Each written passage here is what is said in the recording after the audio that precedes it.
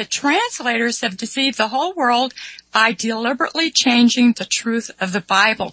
And you were talking about various words and that weren't actually in the Bible and that now all of a sudden are. Well, not all of a sudden. It's been a few hundred years, right? The King James Version was written in 1611, and that's when the major change was made. And instead of Judean and Judahite, the word was changed to Jew. The word nations is sometimes actually translated correctly, but and in other parts it's translated heathen, which means non-believer in the true God, and that is also correct. But then they call it Gentiles. What they have done is they've taken a form of worship. In other words, do you worship the true God or do you worship multiple pagan gods? That's what the word Judahite or Judean or Yehudi means, that you worship the true God. And the word nations or heathen means you worship many pagan gods. So it was a form of worship. But what the translators have done is they've changed it into a supposed ethnicity, as though there are ethnic Jews and ethnic Gentiles. The Old Testament Israelites were not Jews. The Old Testament Israelites were just people. And in fact, when they came out of Egypt in the Exodus, the Bible tells us that they were a mixed multitude. They were not Jews. So the present day Jews, those who call themselves Jews, have no relationship at all to the Old Testament Israelites and have no right to the land of Palestine. None at all. The present day Jews, as you well know, are actually of Gentile, if you will, origin. They are barbarian Mongol Turks who accepted the culture and religion of Judaism in about the 8th century. So the present day Jews, the people who are occupying Israel, have no right to be there. And the whole idea that they are the chosen people is baloney. It has nothing to do with that. Jesus was not a Jew. Almost every religion believes that Jesus was a Jew. An ethnic Jew, he was not. Not only that, the Jews of today say if your mother was a Jew, well then you are a Jew. But Jesus had lots of non-Israelites in his lineage. Rahab was a Canaanite. She was not an Israelite primarily. Ruth, who married Boaz, was in the line of Jesus, and she was not an Israelite.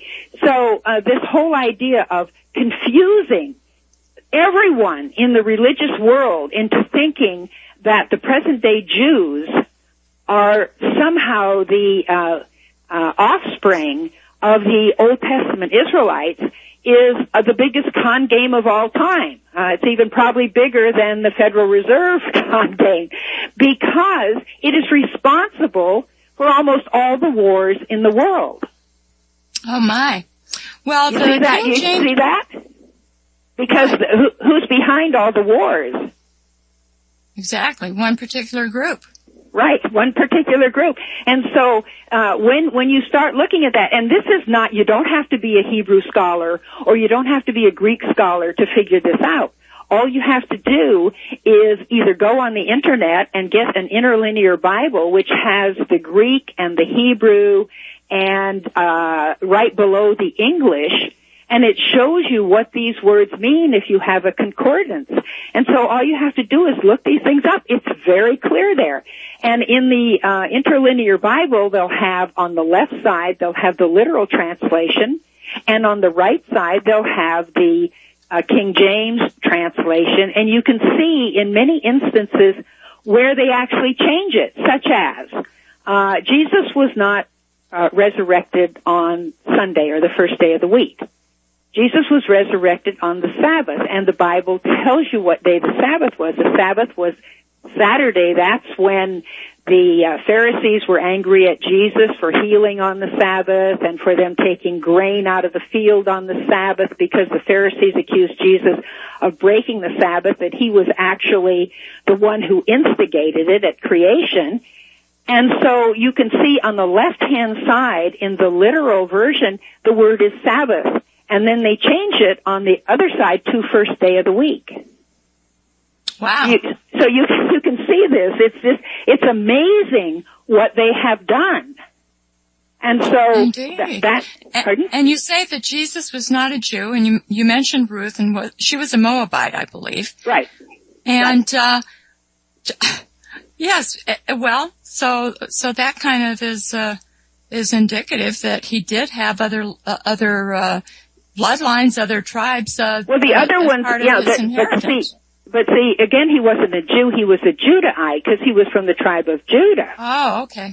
All right, he was a Judahite, but he wasn't a Jew. There is a difference between a Judahite and a Jew. They have shortened it to make it into an ethnicity. A Judahite wasn't even an ethnicity. It was the tribe that you were from. It's sort of like if you were born in Riverside County or Hennepin County, that's the county you were born in, but that doesn't make you a different ethnicity. All right, so you're referring to the 12 tribes of Israel, and of which Right. Judah was one of the sons. Right, but see, all of the 12 tribes of Israel, by today's religions, were considered Jews. But they weren't. I don't know how they come up with that. I've always kind of wondered about that. Well, that's because they consider the word Israelite synonymous with Jew. But it was not. You see, when Jacob, here's the thing, you have to say, well, who was the first Jew? Well, they say, well, Abraham was the father of the Jews. Well, Abraham was a Babylonian. He came from Ur of the Chaldees, which was Babylon. And so he came to Canaan. Well, he was a Babylonian who came to Canaan, which was a pagan nation. That didn't make him a Jew. All right? Sarah was from Babylon. She came to Canaan. They were just people.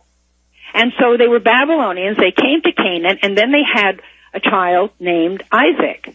Well, Isaac was just the son of two Babylonians. He wasn't Jewish. And then Isaac had twin sons, Jacob and Esau. Well, Esau has never been considered a Jew, all right? Because only Jacob was considered a Jew. Jacob's name was changed to Israel when his character changed, because Jacob means supplanter or deceiver, and when he finally gave up a life of deception where he had deceived his father and he had deceived his future father-in-law and all that, he then decided to give it up because he was reaping what he had sown. His father-in-law deceived him and gave him the wrong woman for his bride, which was Leah, who was the sister of the one he wanted.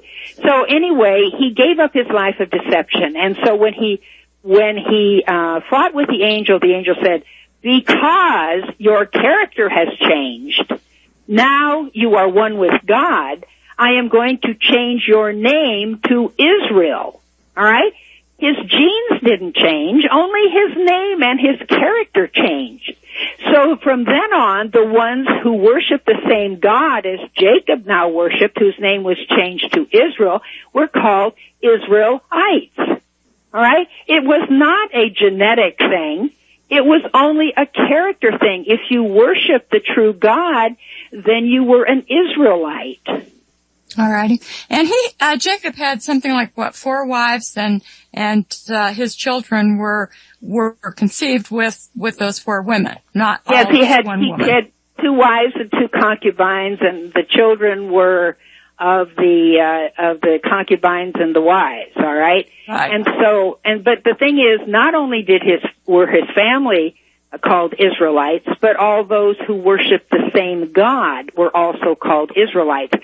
The point being that an Israelite was one who worshiped the true God, and that was called a Judean or a Judahite because Jesus was from the tribe of Judah, and so they were Judahites if they worshiped Jesus. Now you say, well, Jesus hadn't come to earth yet. But it was the Israelites were not Jews, they were Christians. They did not practice Judaism. Judaism did not start until after Jesus was crucified and resurrected, when the Pharisees who called for his death actually wrote down the oral traditions, and it became the Talmud. The Israelites were actually Christians because they were looking forward to Christ the Messiah. Okay, so the scribes and the Pharisees that were against him, Well, they had their own traditions then, even before his birth, right? That's right. They had actually, the whole seed of that evilness started in the Exodus when they built the golden calf. And then it was Korah, Dathan, and Abiram, and then the 70 elders, and then it just mushroomed, and then it became the bad seed, if you will, within the Israelites, and it culminated in the Pharisaical traditions of the elders, which Jesus rebuked strongly and said, your traditions make the scriptures of no effect, because they were the antithesis of the Word of God. The Word of God said you shouldn't lie and steal and all that, and the Talmud says you can do that with impunity. Right. And so that's when Judaism started, when the oral traditions were written down by the Pharisees, and that was after the death and resurrection of Jesus Christ. But the Israelites were Christians. They were not Jews. But what about the Babylonian captivity in 587 BC, where there was a Babylonian Talmud? We do have to take a real quick 3-minute break, and then we'll pick this up on the other side. Be right back.